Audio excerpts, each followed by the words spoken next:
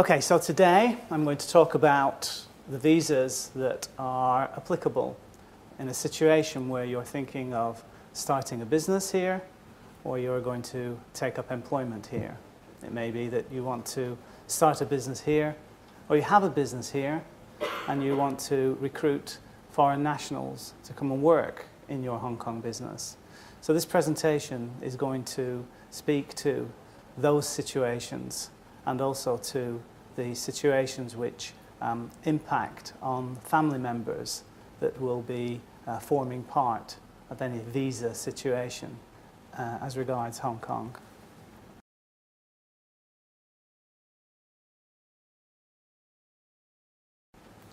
Okay, so let me start by saying that we're going to talk effectively about Hong Kong immigration and how the structure of the policy is configured.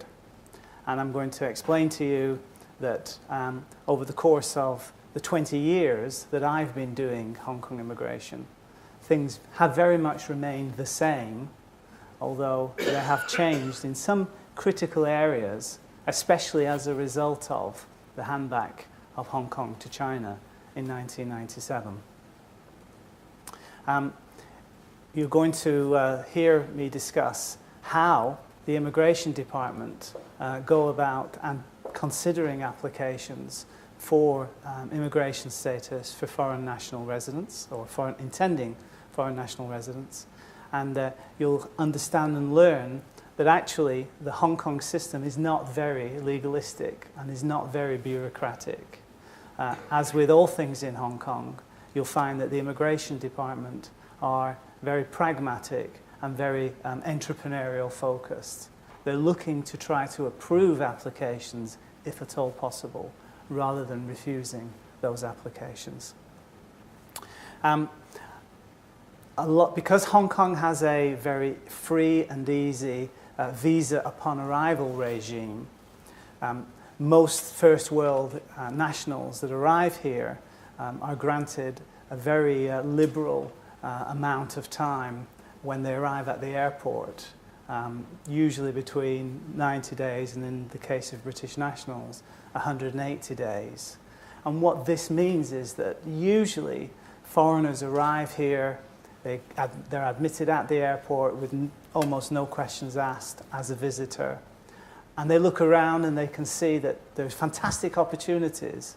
And then they run off and they start businesses and they start talking about opportunities in Hong Kong.